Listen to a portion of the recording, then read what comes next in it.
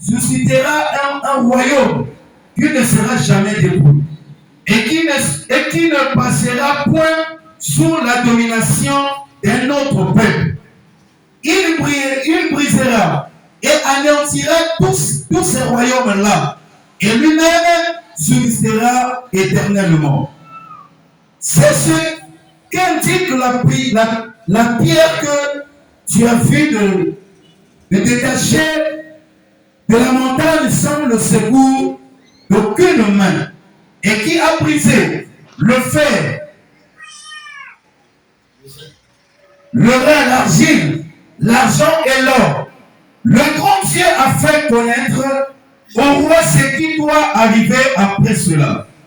Le sens est véritable et son explication est certaine. Alors le roi Nebuchadnezzar tomba sur sa face et se prosterna devant Daniel. Et il ordonna qu'on lui offrit des sacrifices et des parfums.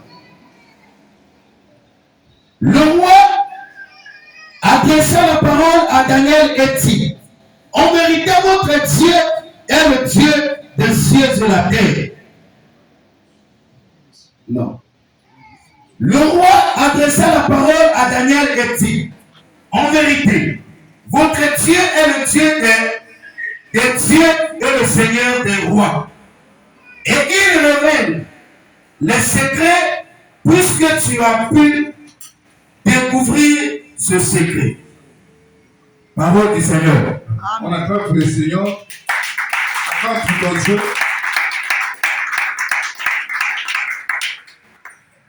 Amen. Là, nous allons maintenant toucher les sujets d'aujourd'hui.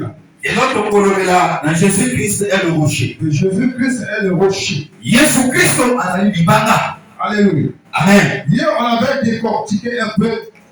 On avait dit ceci. Que le rocher, c'est une grande masse de terre. Qu'on ne peut pas soulever. Oh, le rocher.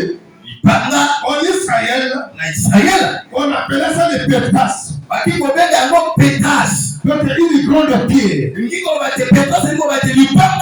Donc il prenait l'image là pour le Seigneur Jésus. Selon les prophéties qui étaient annoncées. Donc hier je vous avais dit ceci. Il y a certaines choses que le Seigneur prend possession ou prend l'exemple.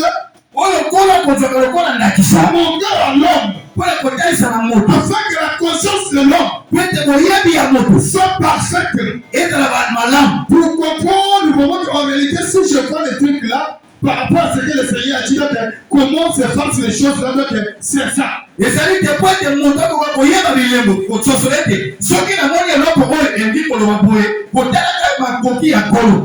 la valeur de cette chose, l'homme va étudier ça pour comprendre et capturer le message que le Seigneur veut lui annoncer. Donc hier,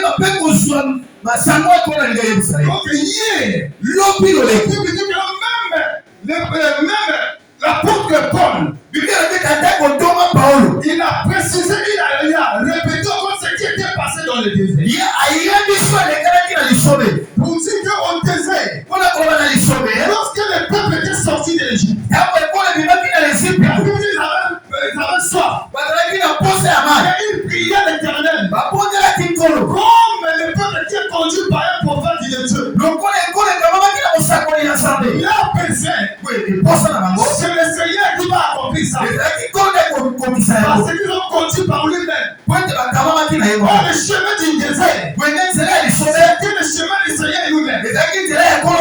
Voyons même la mer rouge. Un grand miracle. Que les enfants ne s'attendaient même pas.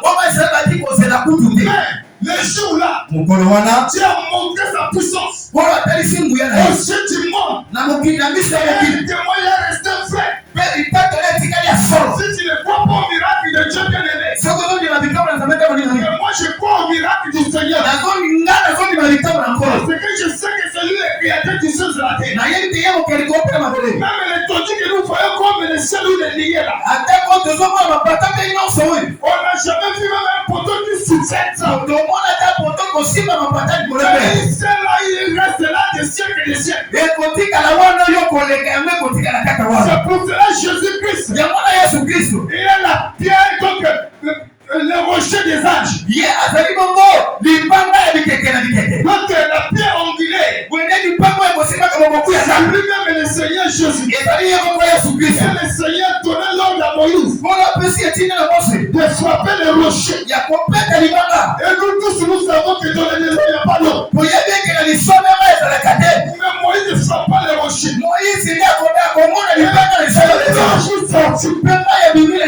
Du rocher. Alléluia. Cela signifie quoi? Que lui-même le Seigneur Jésus est le rocher véritable. Il était avec son peuple. Comme toi aujourd'hui. La Bible dit ceci. Si tu crois, tu verras la gloire de Dieu. Dans ta vie bien-aimée. Dans ta famille. Dans tes activités. Pour aujourd'hui. Le monde d'aujourd'hui. Influence la foi des chrétiens. Que nous sommes compensés par le monde d'aujourd'hui. Ce qui est, c'est ce qui a été. Il n'y a pas de choses nouvelles sur la terre. Mais tout ce que nous sommes en train de voir, c'est ce qui a été de ta foi. Ne faut pas vendre ta foi à cause de l'argent. Ne faut pas vendre ta foi à cause des choses de ce monde. La Bible dit ceci. Tout passera. Mais la parole de Dieu passera jamais. Si la parole de Dieu ne passera jamais, celui qui est avec la parole de Dieu, c'est l'histoire. Ça ne doit pas passer comme ça. Parce que tous sont désirés de rencontrer Jésus. Nous sommes retournés avec la victoire. Le jour-là, Anne dans le temple, elle plairait. Mais elle ne savait pas. Le Seigneur était là. Elle plairait. Le Seigneur Jésus lui a essayé cela. En lui donnant un fils, Samuel. Après cela, il ajoute encore. Le Seigneur ajoute encore beaucoup de fils à Anne. L'histoire est restée. Et si nous voyons les enfants de Pénina, on n'a pas de témoignage jusqu'au jour. Mais Samuel, un prophète, il est toujours avec le Seigneur. Son âme est tombée avec le Seigneur Jésus. C'est pour te dire bien aimé. Si tu crois au Seigneur Jésus, tu ne seras pas déçu.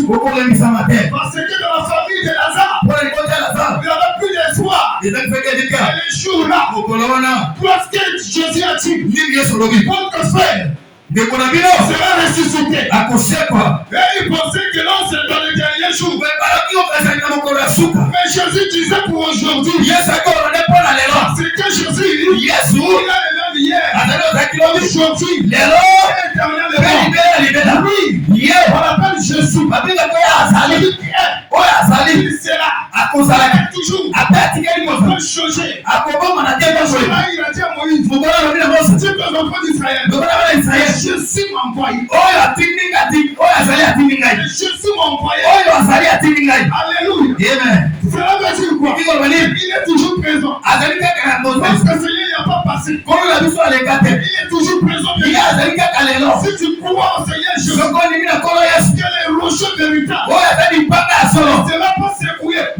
Parce que celui qui fonde sa force sur le rocher ne peut pas jamais être trébuché. Tomber. Parce que sa foi est basée sur les rochers. Les rochers, personne ne peut changer sa direction. Les rochers, personne ne peut changer ça. Et personne ne peut mélanger le royaume de Jésus.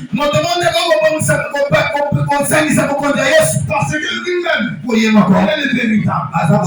Mais qu'est-ce que se passe ici? Dans le livre de Daniel, en réalité, Cette division, c'est ce qui concerne le signe de dernier temps. Alléluia. C'est ce qui concerne l'événement qui va se passer. Mais nous aujourd'hui, nous allons prendre ça pour aujourd'hui. Alléluia. Amen. Mais le roi Nebuchadnezzar, il a eu une chose, il a eu une vision. Il n'a pas compris comment signifier ces songes-là. Oh, de ces songes-là, c'était les choses à venir. Mais les jours-là, lorsqu'il appelait ces magiciens, les astrologues, il prédit même l'avenir d'un homme. Ils n'ont pas pu bien l'aimer. De l'expliquer. Mais il s'agissait seulement celui qui a l'esprit de Dieu. Pour l'expliquer ça. Si tu n'as pas l'esprit de Dieu, tu ne peux pas parler de la part de Dieu. D'ailleurs, lui-même il a dit, il est poussé par mon esprit. Et les hommes ont parlé de ma part. Si tu n'es pas poussé par le Saint-Esprit, même si tu as des masters, même beaucoup de diplômes, tu ne peux pas parler de la part de Dieu. C'est quel Dieu? Il a quand même le négligé. Mais il élève comme ça. Il reprend en lui son esprit. Il commence à faire son boulot. Que Dieu il est contraire par rapport à nos pensées. Alléluia. Mais Daniel, il était esclave au Babylone. Mais les jours là, même les rois